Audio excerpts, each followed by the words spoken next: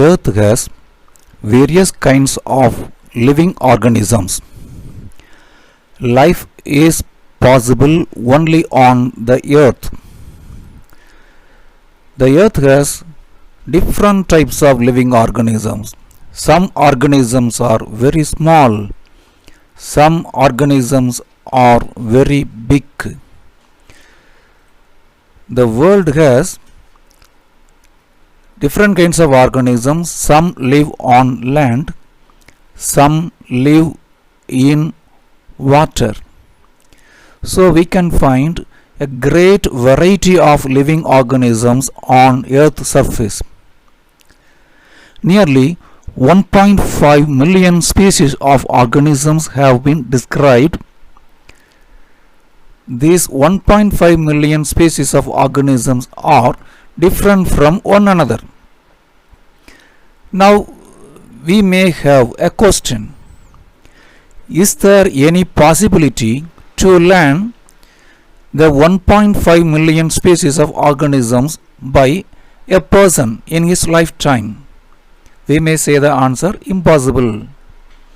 In his lifetime, a person cannot learn the 1.5 million different species of organisms. This variety of organisms is called as biodiversity. How to study the diversity among living organisms? That is, we are going to see in this video.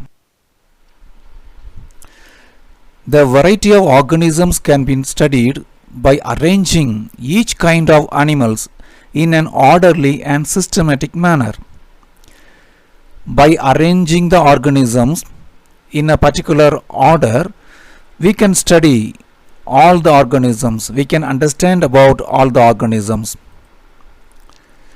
Here the picture shows a particular group of organisms. They are different from each other, but they have some common characters, so they are grouped. They are flying organisms.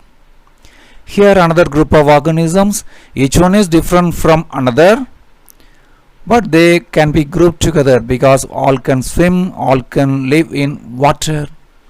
So in this way organisms are grouped. Here another category of organisms. They give birth to young ones.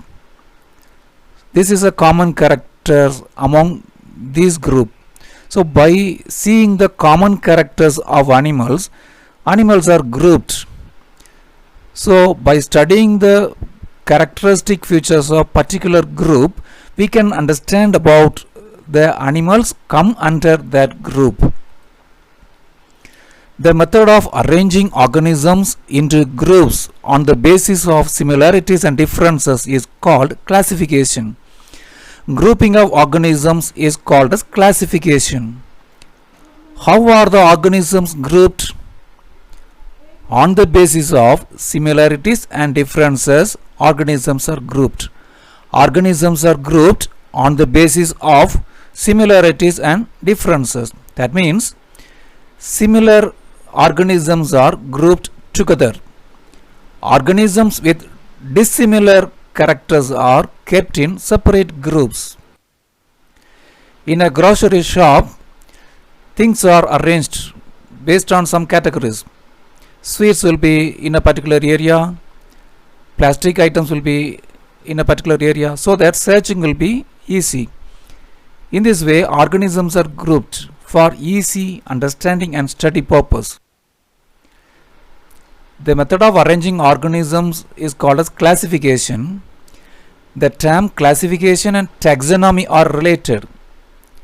Classification is a method, it is a process, and the word taxonomy is related to classification. Then what is taxonomy? Taxonomy is the study. Classification is the process. Taxonomy is the science of naming, describing and classifying organisms. In taxonomy, new organisms are identified and name is given. After giving name, the organisms are described and the organisms are grouped. Taxonomy makes the study of wide variety of organisms easier. 1.5 billion organisms are there. By means of grouping the organisms, the study of organism becomes easier. So taxonomy makes the study of organisms easier. Taxonomy also helps us to understand the relationship among different group of animals and different groups of plants. Taxonomy helps us to understand the relationship among different groups of animals. For an example, mammals come under one group, birds come under another group. Is there any relationship among these groups? Yes, there are relationships. Mammals have four-chambered heart, birds have four-chambered heart. So this kind of relationship among one group of animal and another group of animal can be understood by means of taxonomy. Taxonomy, when we study about taxonomy, the name of the person, Carolus Linnaeus, is very important. He was the first person to group the organisms in a systematic way. So he is called the father of taxonomy. Carolus Linnaeus was the first person to make a systematic way of grouping the organisms, and he also generated a system of naming organisms. Every organism needs a scientific name. For that, Carolus Linnaeus gave a system. Classification is the ordering of organisms into groups on the basis of their similarities and dissimilarities. In your lower class, you would have learned about 5 kingdom classification. What are the 5 kingdom? Monera, Protista, fungi, plantae, and animalia are the 5 kingdom. In each kingdom, the organisms are grouped based on their similar characters and dissimilar characters. Organisms having similar characters are grouped together, and the organisms having dissimilar characters are kept in separate groups. Grouping is done by some principles. The organisms are separated into smaller and smaller groups. The smallest group is the basis of classification. Classification has different groups, smaller group and again little bigger group, again bigger, at last biggest group. Each group in the classification is called as taxon. Let us see the various categories of classification or various levels of classification. The taxa of living organisms are called as hierarchy of categories. Hierarchy means arranging something from smaller to bigger. Kingdom is the largest group. Next, phylum, class, order, family, genus and species.